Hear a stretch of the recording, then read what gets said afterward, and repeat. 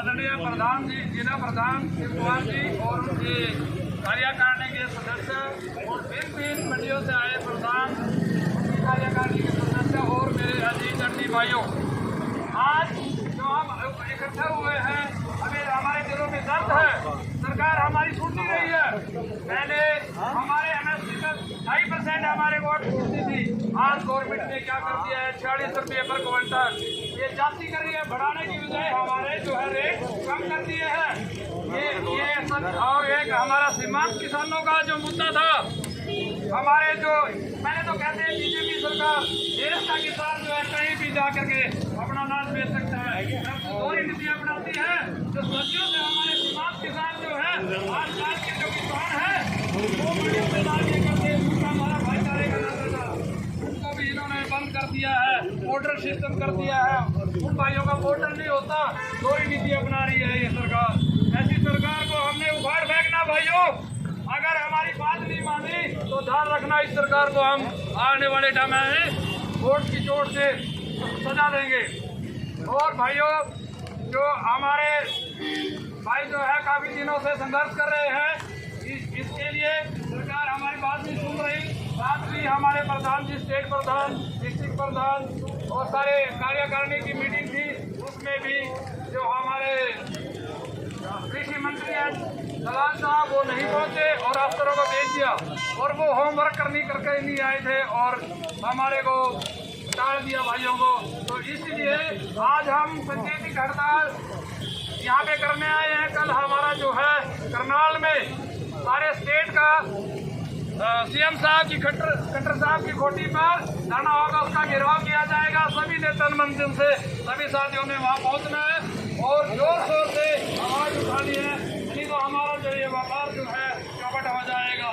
इस गूंगी भाई सरकार को हमने जगाना है कि आप जो है किसान, मजदूर और आड़ती आप एक हुए हैं और ये अन्नदाता जो है पीछे हटने वाला नहीं है। तो भाइयों, सभी भाइयों में एकता का विचार लेके बाहर निकल जाना है, आपने अपनी गाड़ियों में जाना है, अपने अपने साधनों में जाना है। Thank you. जो एक साथ रेगुलर बिल बनागा, पता नहीं इनके दिमाग में क्या बात है रहा।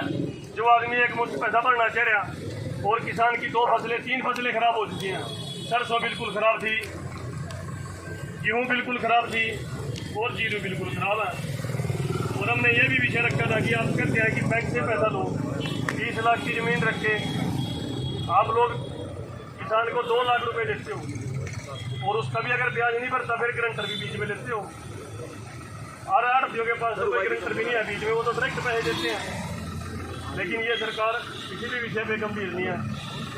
अभी बताओ, ये नाम के नाम का केपी लगा दी। सरकार चाहता है कि फ्री की चीज़ी की जितनी भी पेमेंट है, हमने भी ये विषय उठाया था कि फ्री की चीज़ी की पेमेंट हम आड़ती से लेनदार है। आड़ती से अगर आप इनाम में खरीदोगे तो फिर प्रतिशत से लेनदार होगे। अभी आड़ती की भी व्यवस्था ऐसी है कि वो भी जिम्मेदार के ऊपर कितने आड़ती हैं जो कोर्ट केस करते हैं, कोई नहीं करता। तो एक किसान कहाँ से कोर्ट का खर्चा उठा लेगा। और सिविल सूट दायर करने के लिए 25% हमने किसी से पैसा लेने, अगर चेक का केस नहीं है तो 25% पेमेंट एडवांस में जमा करानी पड़ती है कोर्ट में। तो बताओ किसान कहाँ से लाएगा 25% पेमेंट। किसी के ऊपर सिविल सूट दायर करना है, रिकवरी का केस डालना है। तो ऐसे ऐसे कानून होते जा रहे हैं जिसका कोई औचित्य नहीं है और न ही इनके पास कोई जवाब है। लेकिन पता नहीं भाई ऐसे दिख रहे थे तो जैसे मैं जन्मसून हो, ऐसा क्या गुण हो गया। हम यह बात करें कि एक ही ऐसा माध्यम है जो बिना गारंटी के पैसा देता है, वो है आड़ती। बाकी और किसी बदले का देखो, बैंक में भी पैसे लेवा, कितने चेक लेवा भाई, 15 चेक लेवर कर मेरे ख्याल से 40 पेज जमा साइन करा देंगे, 50 पेज जमा। और बाजा तो ऐसा है किसान बेचारा हाथ ही लग जाए तो फिर पर पैसे फेर भी नहीं हाथ मानते। ये हालात है इनके। न तो वह प्रक्रिया सरल करनी चाहिए और न ही यह प्रक्रिया सरल करनी चाहिए और न ही किसी क्वेश्चन का जवाब है। बोले एक देश एक कानून लागू करेंगे। अभी कल एक वीडियो थी जम्मू कश्मीर की, वहाँ कोई 12% अर्थ काट रहा, कोई 6% अर्थ काट रहा, कोई 8% अर्थ काट रहा। कोई कानून नहीं है। ये भी यूपी में 2% कर दिया, हमारे यहाँ 4% कर दिया। अपनी भी किसी बात पर टिको, अगर सारे देश में 4% लागू करनी, 4% कर लो, 2% लागू करनी, 2% कर लो, लेकिन नहीं। समस्या है सिर्फ हरियाणा और पंजाब के अर्थ की। मेन समस्या आप हो, आप लोगों को खत्म करने के लिए सरकार तेरी, और सरकार को मानने के लिए अगर सरकार आप लोगों की बात नहीं मानती तो प्रजातंत्र में एक ही हथियार है आपके पास, वो है वोट की चोट। तो वोट की चोट करने के लिए सभी से अपील करूंगा, तैयार रहिए। अगर सरकार पत्ता नहीं मानती तो इनको इस इलेक्शन में, आने वाले समय में अपनी ताकत का एहसास कराओ। तो इन शब्दों के साथ जय हिंद, जय भारत। में हम इकट्ठे हुए, पहले हमारी रादौर मंडी लाडवा जाती को नहीं जानती थी, और ये तो पता ही नहीं था दौरा भी कोई मंडी है कि नहीं है। तो इस बात में तो ये सरकार बधाई के पात्र है कि हमारे को एक मंच दे दिया इकट्ठे होने का। और आज मैं खुशखबरी आपको देना चाहता हूँ, जो जिले हमारे संगठन में कुछ कमज़ोर थे, चाहे वो पलवल हो, चाहे वो नूह और मेवात हो, कोई भी मंडी हमारे हरियाणा प्रदेश की हो जहाँ पर आपकी धान और गेहूं का दाना नहीं आता, वो भी नीचे पल्लड़ बिछाए सरकार की हाय हाय कर रहे हैं आपके समर्थन में। और क्या चाहिए आपको दोस्तों? कल का जो रूप आप वहाँ देखोगे वो देखने लायक होगा। तो मेरी आप सभी से यही प्रार्थना है कि कल किसी साथी को कोई फोन ना करना पड़े, और कल जो वहाँ प्रदर्शन होगा वो ये तय कर देगा कि लड़ाई कैसी लड़नी है आपने। आप अपने साथियों से संपर्क कर लें, अपनी व्यवस्था कर लें। वैसे तो देखो यहाँ बैठे हैं, हमने स्पष्ट हमको बताया, वरना इतने आदमी हम चुपचाप जाके अंदर भी बैठ जाते, हम बतावे नहीं थे इनको भी हम आवेंगे, ऐसे आवेंगे, वैसे आवेंगे, लेकिन नहीं, कभी भी व्यवस्था के साथ खिलवाड़ करना हमारी कोई फिक्र नहीं। हम व्यवस्थित और मर्यादा में रहने वाले हैं, और अपना काम बिल्कुल सही तरीके से करना, सुचारू रूप तरीके से करना, यही हमारी दिनचर्या है। आज जिस मुकाम पे हम खड़े हैं, जिस रास्ते पे हमने सरकार ने हमें चलाया है, वो रास्ते पे चलने का हम कभी भी सोचा भी नहीं। आदरणीय प्रदेश अध्यक्ष हमारे बीच में पहुंच चुके हैं। जिंदाबाद, जिंदाबाद, भारतीय एकता, जिंदाबाद, भारतीय एकता, जिंदाबाद, सरकार मुर्दाबाद, सरकार मुर्दाबाद, जो हमसे टकराएगा चूर चूर हो जाएगा। आदरणीय प्रदेश अध्यक्ष हमारे बीच में पहुंच चुके हैं। मैं अपने पूरा जिला यमुनानगर की ओर से सब आरती भाई, मुनीम भाई, सबकी ओर से आपका हार्दिक स्वागत और अभिनंदन। आप इतने कीमती समय में निकालकर प्रदेश के कोने में घूम घूम कर आपने जो इन आरती भाइयों के मोतियों की माला के रूप में पिरोकर आज सरकार के सामने खड़ा किया है, और हमारी मांगों को वहां तक पहुंचाए, इसके लिए आप बधाई के पात्र हो। और दोस्तों, राजनीतिक तरीके से कभी भी किसी राजनीतिक आदमी से कोई संबंध नहीं, कोई लाइजनिंग नहीं, सिर्फ और सिर्फ आपके हक हकूक की बात करना, आपके हितों की पैरवाई करना, सिर्फ प्रधान जी का यही मकसद रहा है। और 6 साल से हम भी इनके साथ कंधा मिलाकर चल रहे हैं। कभी भी कोई ऐसा अवसर नहीं आया जब कभी ये सोचना पड़े रही है शायद किसी राजनीतिक संबंध रखिए। दोस्तों, आजकल तो ऐसा आचरण है कि जब किसी के कंधों पर इतना बड़ा बोझ मारा जाता है, उसके अंदर में राजनीतिक भावना जाग पड़ती है। तो इसलिए आदरणीय प्रधान जी बधाई के पात्र हैं। मैं 2-3 नारे लगाऊंगा, आपने बस अपने आलस को भगाना और नारे लगाना है। अशोक गुप्ता आगे बढ़ो, हम तुम्हारे साथ हैं। अशोक गुप्ता आगे बढ़ो, हम तुम्हारे साथ हैं। अशोक गुप्ता आगे बढ़ो, हम तुम्हारे साथ हैं। अशोक गुप्ता आगे बढ़ो, हम तुम्हारे साथ हैं। अशोक गुप्ता आगे बढ़ो, हम तुम्हारे साथ हैं। हरियाणा राज्य मंडी आरती संगठन जिंदाबाद, जिंदाबाद, जिंदाबाद। हरियाणा राज्य मंडी आरती संगठन जिंदाबाद, जिंदाबाद, जिंदाबाद। धन्यवाद साथियों। अब कोई साथी अगर कोई बोलना चाहता हो भाई, कोई सा बड़े से बड़ा नेता आ जाओ, कोई से बड़े बड़े अफसर मंगा लो, मेरी बात का जवाब दो, इनकी नीयत क्या है, क्यों तंग कर रहे हमारे को 6 साल के अंदर। 6 साल से लगातार हम लोगों की जो है ना, हमारे को गिना मुश्किल कर दिया लोगों ने, इन अफसरों ने। अफसर तो ऐसा हो गया जो है, पता नहीं ये राजा महाराजा वाले चक्रवर्ती होते थे, कोई इनकी मांगता नहीं, अफसरों की चल रही है सिर्फ। आप ये बात बताओ, जो मैंने ई नेम के बारे में बात किया,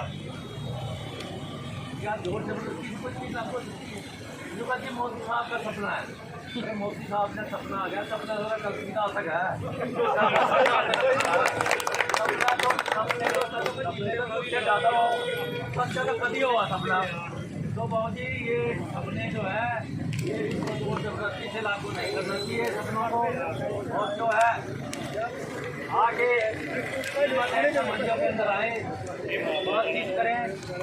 हमारा जो है अगर ये लोग हमारे को जबरदस्ती तंग करेंगे, हमारे को जोर जबरदस्ती तरीके से हमारी आर्ट कम कर दी इन लोगों ने, हमारा जो है पेमेंट का सारा सर्कल खत्म कर दिया इन लोगों ने।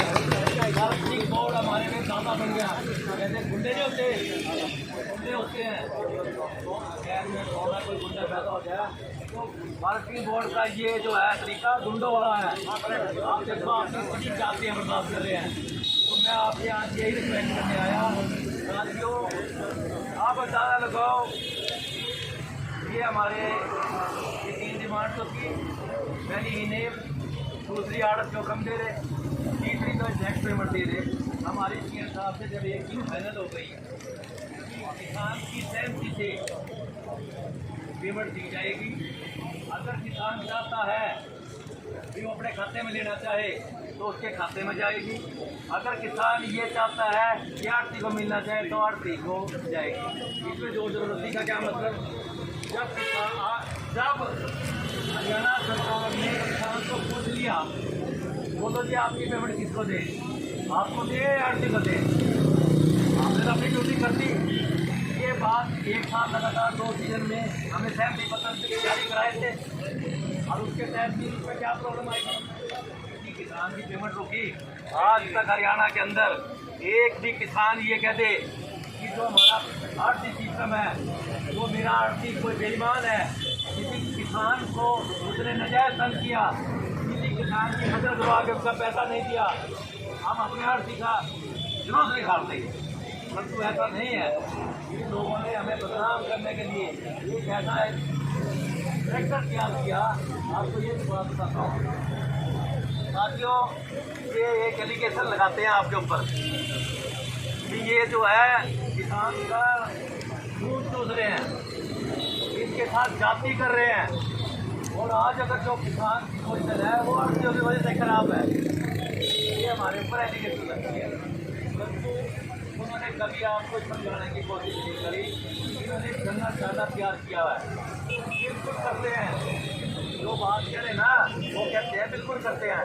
आप बिहार में चले जाओ, झारखंड में चले जाओ, बंगाल में चले जाओ, MP के अंदर चले जाओ, दूसरे स्टेट के अंदर चले जाओ, वहाँ जो आर्ट सिस्टम है, जो आर्ट हमारी सिस्टम है, वहाँ जो आप पैसा देते हैं ना, वहाँ आर्ट एडवांस नहीं देता, वो फसल करवाता है, पैसे देता है।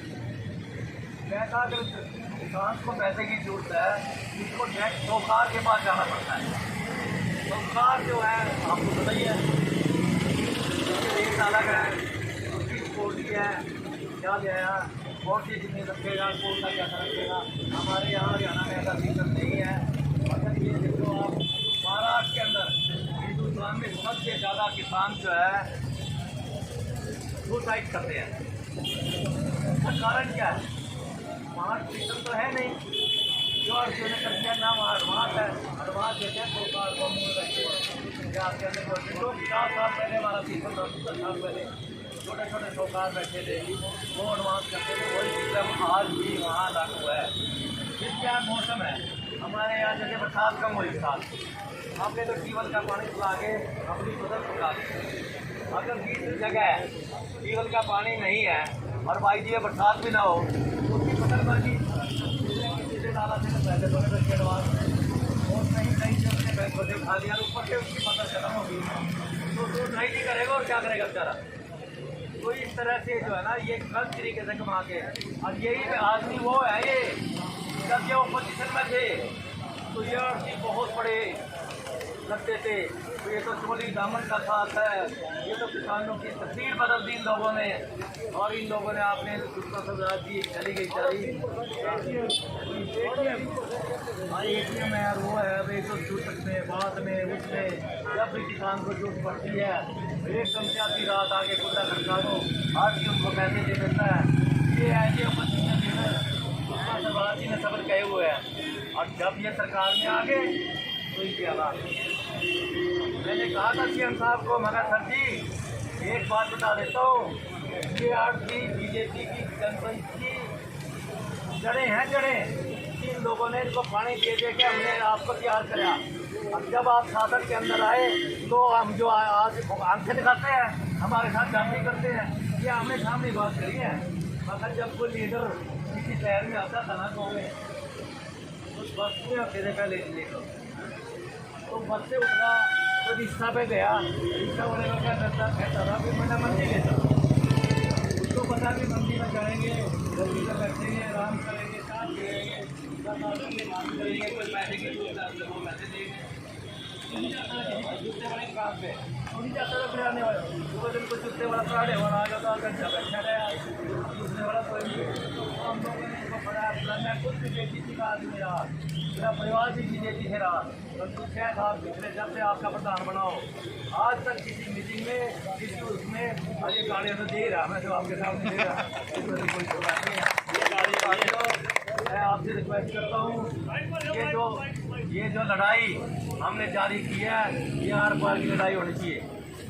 अब जो है सरकार से कोई समझौता नहीं, ना कोई मीटिंग ना मीटिंग आए, आपके बीच में बैठ के बात करें, तभी हम लोग जो है ये इनके साथ कोई बैठ के बात करेंगे।